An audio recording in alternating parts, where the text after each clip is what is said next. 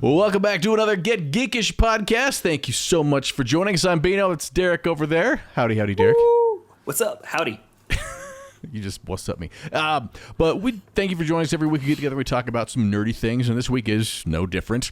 We got to some talking about some throwbacks to VHS land. I was going to say, grab your Tylenol, grab your muscle cream. We're going back. We're going to rewind here, okay? Be kind. We are rewinding. Exactly. But we've talked in the past before about video stores and how great they were as a part of our youth. And it was, not just VHS, but DVD rentals, video game rentals, all that stuff. That was a whole part of life. So previous podcasts, we're not going to talk about the stores themselves. We're talking about the actual physical thing that is a VHS tape. And the question is, do VHS tapes deserve to have the kind of renaissance that vinyl records had and that cassette tapes are trying to have right now? Well, and the thing with that, too, is I think one reason why it worked for vinyl is because, one, cool albums, right? Two, kind of doesn't take up that much space, It's like that. Three, you can get some really cool looking record players now. Back in the 70s, 80s, it was just like your basic, I got a record player that's silver. It has the clear top up and the speakers on the side that cost me $800 a piece type of thing. Mm-hmm. The 90s was, if you go into the 60s and the 70s, they had the big old cabinets, which you can still... A coffee table-sized record player. Yeah, which they're kind of bringing back now, which is kind of cool. But VCRs, they're bulky. They take up a lot of space. At least with cassettes, it's just, I think it's more the portable aspect and just like the funness of it. Like, the cassette's not going to do anything in your car anymore because they don't make them with cassette players anymore, right? No, my wife's last car had a cassette player in it, but it was a 2007 or something like that. But I think it was one of the last cars to have a tape deck put in it on purpose. Right. And my problem is I feel like the VHS tapes could have a bit of a throwback just for nostalgia's sake. Like, I just watched The Last Blockbuster on Netflix a while ago, which was really entertaining, about the last Blockbuster store.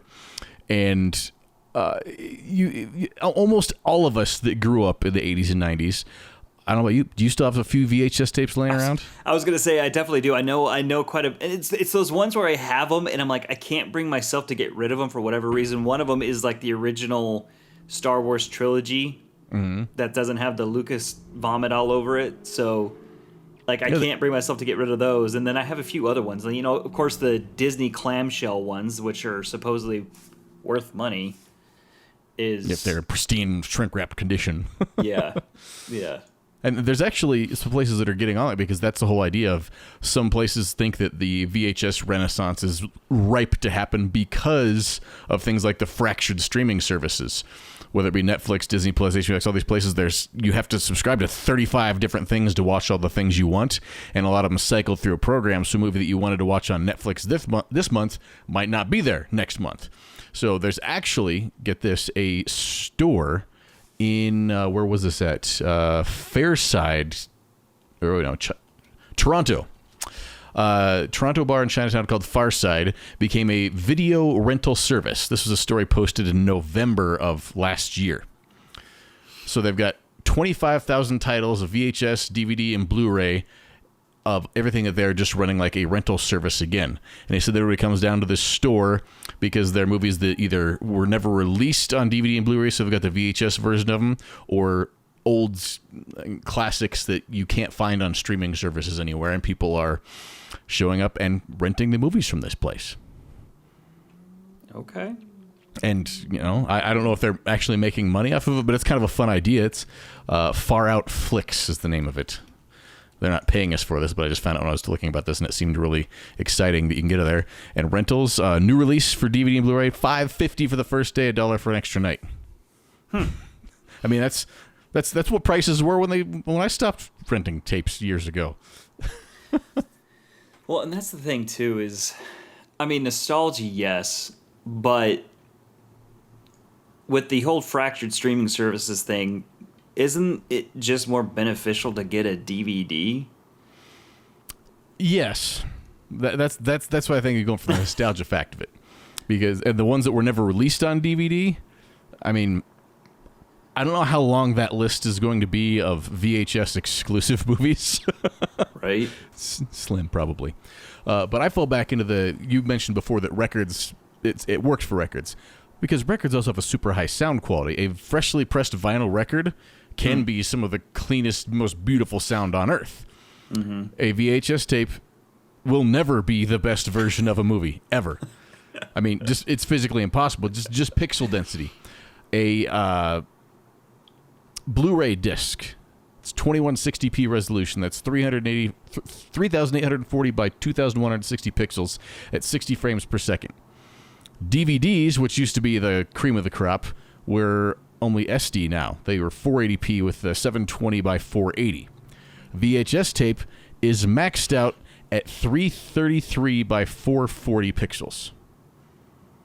So top quality you can get is less than, it's like the basic, you don't have strong internet connection quality on Netflix. Right. Well, and the thing, too, I think another thing why the records work is, they kind of streamlined the record player, right? You don't need this big bulky setup. You don't need extra speakers if you don't need it. You don't need to hook up to anything. I honestly have no idea if you can hook a VCR up to some of these new TVs. You can, but you might have to get some actual converters and switcher boxes. Because I was going to say, remember, the VCRs were the yellow, red, and white cables plugged into the back of a TV. Some of these newer TVs don't have those jacks. I think mine might. I know this one does, but it's just honestly like the whole, like, again, with a record player, you can get one that looks like a briefcase. You open it up, boom, you're good. VCR, bulky. You got to put it up. You got to hook it up. Make sure you have a TV, and then, like you said, okay. When's the last time you watched a regular DVD on like your high def TV, and it blocks out a good chunk of the screen because it can only fit this much on there, and you have big black bars, and it's like a tiny thing. You're like sitting there watching, like, is this available on digital? I mean, now that Disney fixed The Simpsons, the original aspect ratios like that too, you put it on a TV, and it's like, yeah, where did the rest of it go? Right, and that's the thing. And they do have the converters, but you have to get the extra pieces for it, which it takes away because it's not just the plug and play. If people want to have that fun, haha nostalgia, they want to plug it in and make it work. And VHS has it going against it because all VHS players, one, they're still kind of rare. You can still find them at thrift stores and stuff now and again, but a couple bucks. They were all based on mechanical parts failing and getting dirty, so they don't last forever. It's not like you can just get one out and blow it off. Oh yeah, it's gonna be good as new.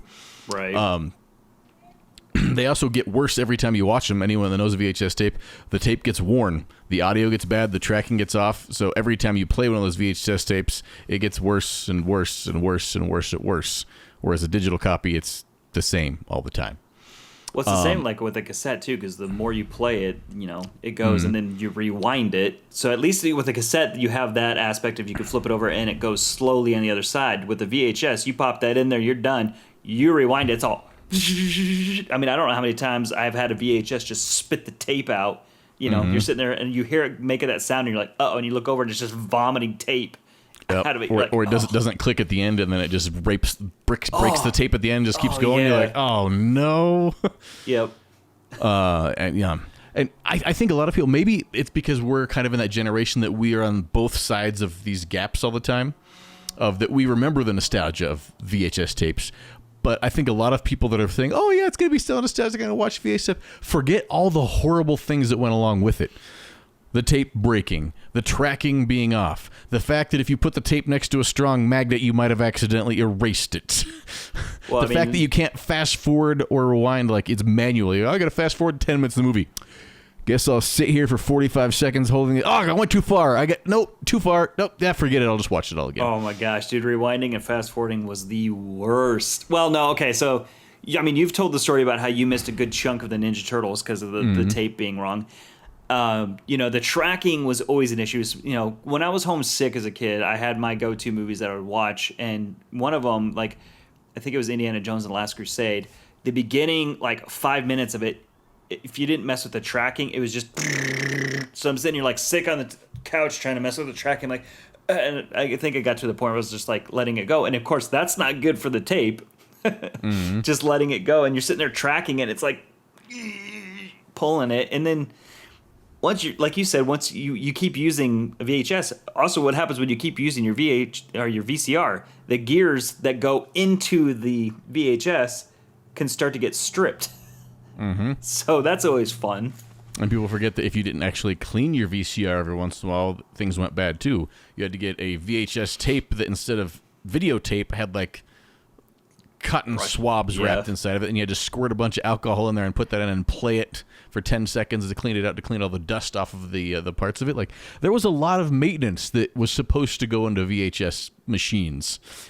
Well, and it's funny too, because like you said, now they're available at thrift stores. I mean, I guess like it kind of went in waves, but I remember a few years ago, I don't know what it is now, but a few years ago you could get like a VCR for $10, $15, which I know would blow a lot of people's minds, because you go back to the 70s when it first, popped on the scene. It was $1,000 or more to get yourself a VCR and a home theater system. We were excited to get our first VCR. I think it was like $300, just the VCR, and it was like we were cheaping out, but it worked. But I mean, and that's the thing. So like, I didn't realize the price of it because I was still young when my parents got it. But I remember when we had to get a new one, and they weren't happy about it. And then we lived through the DVD phase of where DVDs were stupid expensive. And then they got down cheap, and then Blu-rays came out, and that was a whole thing where, I mean, Blu-ray players now are what, $20? Cool. When they first came out, it was like you said, $300, $400, $500 and up if you wanted a thing, and even those were big bulky. Now it's just like, got a Blu-ray player. I remember even a couple of years ago, I want to say it was when like the first Avengers movie came out, you could get the DVD for $14.99, or you get the Blu-ray for $29.99, or you could get the UHD 3D version for $64.99. You're like, those are. Give me a Blu-ray. That's the thing. VHSs back in the day cost an arm and a leg too. So if you wanted the tape, you wanted the movie, you just dropped, $15K on, or not $15K, $1,500 on a nice theater. VCR system, everything like that, which, I don't know. I remember going over to a friend's house who had a sweet setup, and it sounded like garbage because it was those big speakers, that wooden ones with like the wicker front. Look like straight out of that 70s show. Yeah. It didn't sound great, but, they were really proud of it. But I mean, the VHSs, you wanted the movies, they were expensive.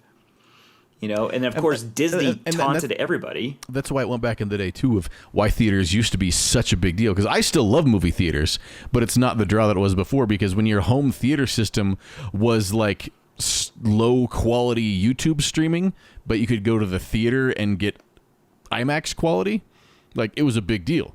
Yeah. Now, honestly, at some theaters, like your home setup might be better quality than some of the podunk theaters we ever had.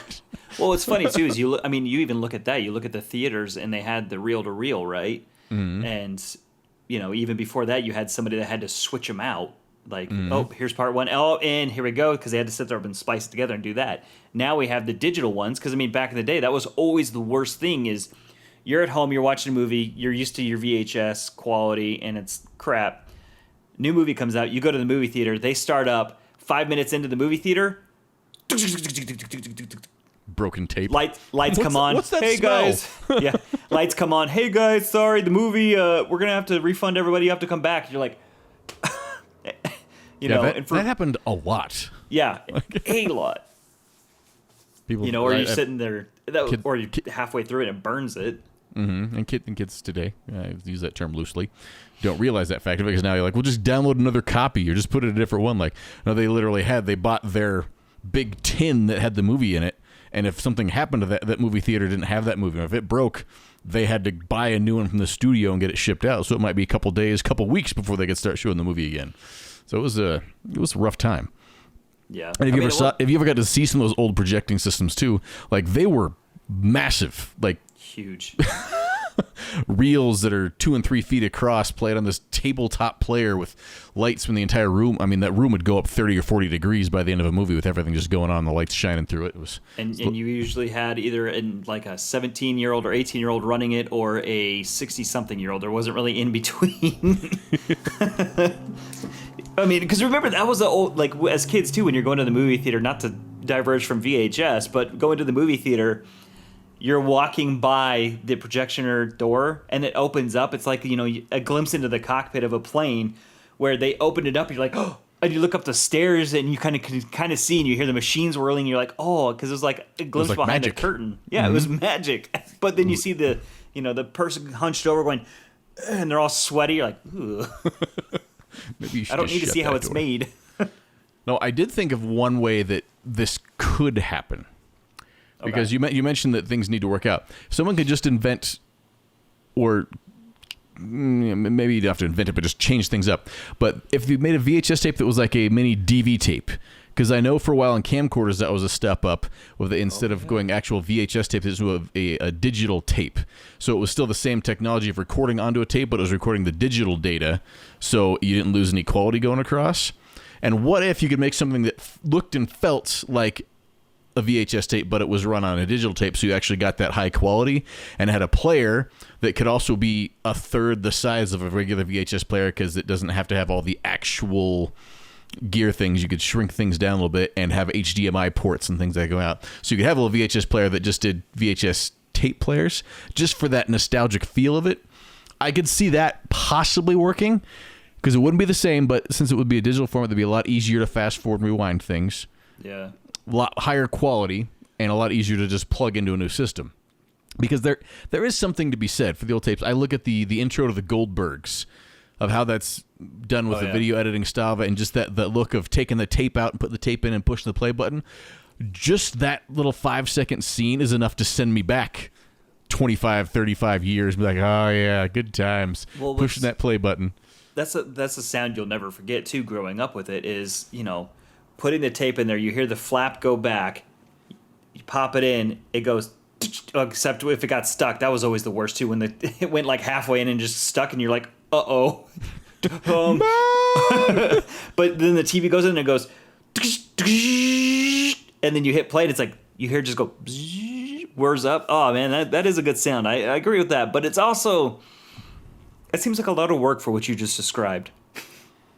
Because, I mean, you look back at the camera, so my dad used to have one of those big cameras that took the regular VHS tape, but then you could buy the little ones, but it would have to go into an adapter. The VHS-C tapes? Yes. So you're buying this little tape, you're like, oh, it's so cool. But to make sure I can record it, I have to put it in this big one that I'd still have to carry around. Or if I want to watch it without hooking up the camcorder, I have to put in a little adapter. It's not a perfect rule, but that could be a way to cure the nostalgic feel for it. But I think it might be too fragmented, because just with the looks of this store that in Toronto that opened, there's people that really want the movies that are VHS only, and I'm sure, because like with any thing on earth, it seems that there will be the purists that if it's not a true VHS, then why are we bothering with all this? Yeah. I don't know. I mean, like, it's funny too, because I can remember back when VHS were back in the day when VHS were trailing out and DVD was taking over, how many garage sales I went to, and you just see stacks of VHSs. And they're sitting there trying to make a buck or something off of them. And I mean, even my family did it with the garage sale. We'd throw out VHSs at the garage sale and be like, here, $1, because we, you upgraded. There's no real need for it. Except for the Disney movies, because Disney would always like, this is going back in the vault. You can't buy it until 2019. Right. So, I mean, there's that aspect, but I can't imagine how many VHS tapes I have in the trash, because I'll let you in on my slightly law-breaking secret. Back when I was young and I worked at video stores all the time, I wanted to watch our last podcast, ladies and gentlemen. It was not too bad. Wasn't that bad. The FBI never found out. But I was OCD and I watched movies nonstop all the time. So I recorded every movie that I liked. I got a dual deck VCR player, so you could just put one in and hit record, and while you're watching it, you're just making yourself a backup copy of it the whole time. which was great because then you rent a movie, you take it back home, and working at video stores, you bring back dozens of movies a week and record them, have copies of it. So I had walls of VHS tapes, like hundreds of the things. I'd go to Sam's Club and get the big pack of VHS tapes, and that would, okay, that'll get me through this week of recording movies or something like that. And I think back to those, same thing. As soon as DVD started coming out, as soon as I got the DVD of a movie I had recorded, I'm like, oh, well, this can go in the trash. Okay, this can go in the trash. So my own self is probably responsible for 500 to 700 VHS tapes in a garbage dump somewhere. Oh, like, man. That's my cross to bear. They're probably still there, too. Well, so you just brought back a memory. Like, you just triggered something. So you said buying the DVD packs, right? Or the VHS packs, the blank tapes. Mm-hmm. So, obviously, my dad had the camera. He'd buy those. But we'd also use them to record shows off the TV. And before you got the newfangled VCR, you had to be on the channel that you were going to record. If you flipped the channel, it wasn't going to record what you wanted anymore. Mm-hmm. And then they came out with the newfangled DVD or the VHS player that could record channel 4 while you're on channel 7 at the same time. And that was amazing to my parents. Well, because, I mean, like, what was it, Wednesday, they wanted to watch NYPD Blue, but at the same time, ER was on. So they would record one of them and then watch it the next night. You know, keep in mind, this is back before there was things like DVR and streaming. It was on the TV, and if you didn't watch it that night, it was going to be a year or more before those reruns came back on again for another chance to watch. Yeah, it's funny, too, and then I remember, you know, there would be, like, my dad would find out that there was going to be a cowboy movie on or something like that. And granted, it had commercials on it, but he would record it, and then you get that masking tape. You put it on there, and you're right. John Wayne movie. You put it up on the thing. We had so many of those too, where it's just like you're trying to read crossed off 5 or 6 times. Yeah, you're trying to read it. You're like, what movie is that? And of course, everybody had the bad side of it too. Of they were doing that, recording a TV show they wanted to watch or something, and they go to watch it later. You know, a sporting event. There's a big thing with sporting events. Oh, I got to go to work, but the end of the World Series is coming up. I'm recording the end. Don't tell me what happens. You go back home and they get down to the 9th inning, and then the channel changes onto something else. They're like, what? No! I mean, that was the plot of a lot of sitcoms in the 90s. Exactly. You recorded over something important, or you have your videos from when you were a baby, and then all of a sudden your mom goes back to watch them, and then halfway through you get recorded some HBO Skinamax flick that was on. Like, what on earth? You're like, oh, this is you as 2. You're like, what? And then all of a sudden it flips to Taxi Cab Confessions. What? Gotta go. It was Dad, not me. I swear. Well, so what's funny is, like, I used to have, like, because my grandma had cable. She had the cool VCR and everything like that. But, like, she would record movies for me off of HBO, and I would watch them after school or whatever like that. But one thing that she always used to do for me is, like, in middle school and high school, she would always record The Simpsons for me on Sunday nights, because I would go over to her house for lunch and I'd pop it, rewind it, pop it in, and occasionally she would forget which tape it was, so she would record over her shows, as she calls them, you know, the soaps, and she'd be, or I would pop it in and be like, oh, you recorded your shows over The Simpsons, so I guess I don't get to watch it this time. It's funny how much has changed. Like, kids just... I know we've said this before, but kids don't understand. Because even the other day, we were watching actually live TV. We were watching America... I know, right? We were watching America's Funniest Home Videos.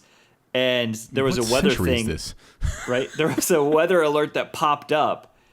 Right? So it cancels the show out while they're talking about that. And my daughter's like, who cares? I'm like, well, the people in that region care. They're like, ugh. She's like, they paused the show, right? We're like, no, the show's still going on. You're missing a chunk of it. Welcome to our childhood.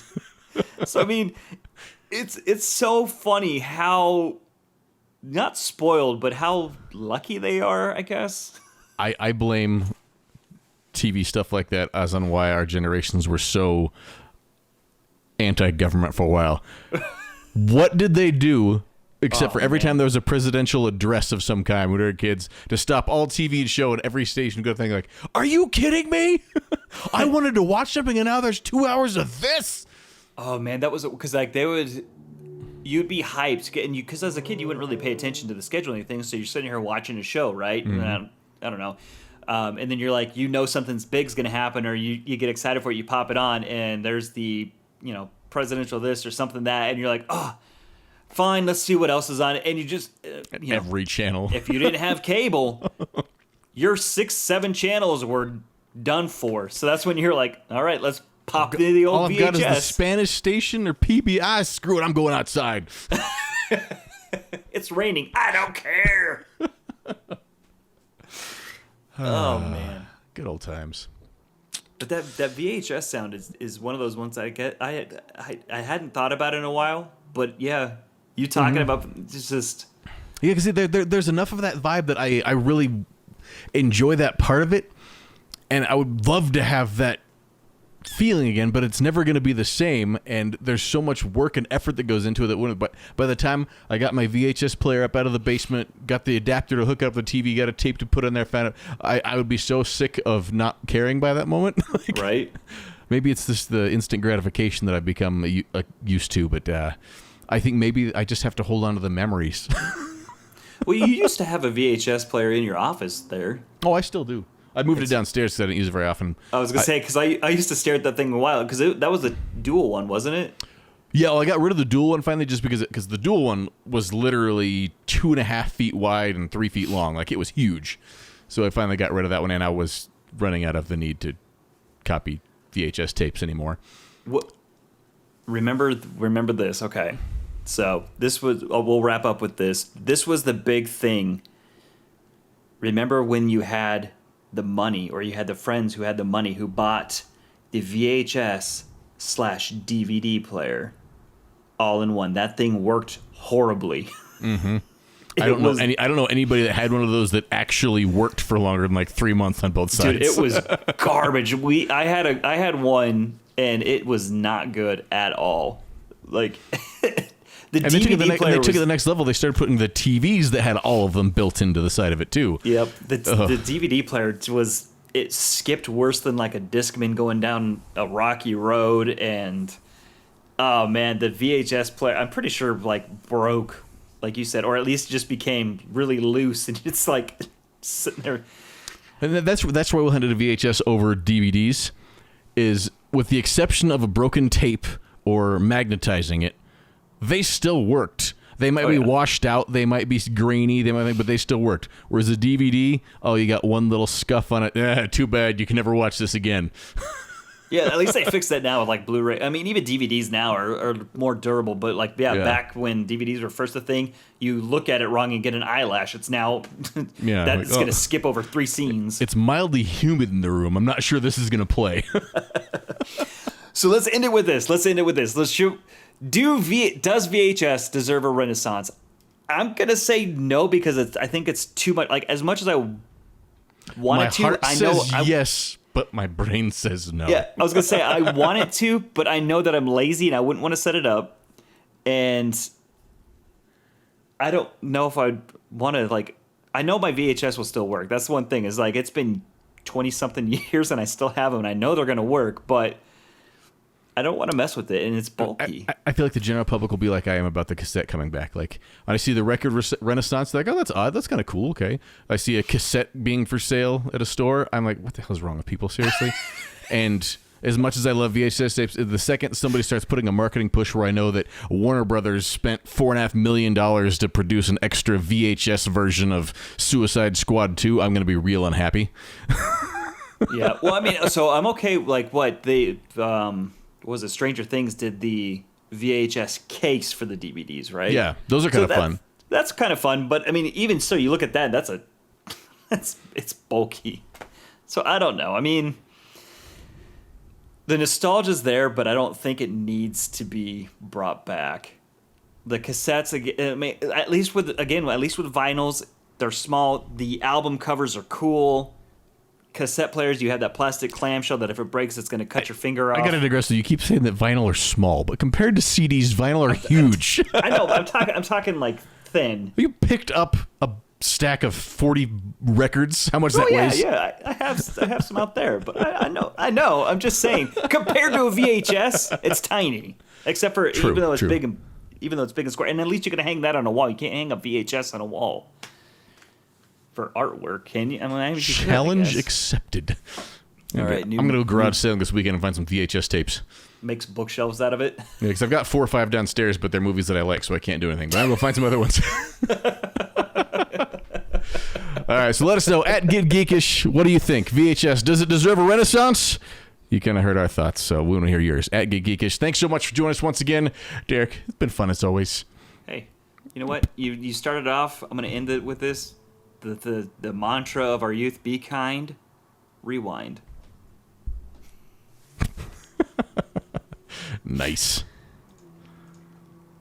Okay, that was a fun podcast.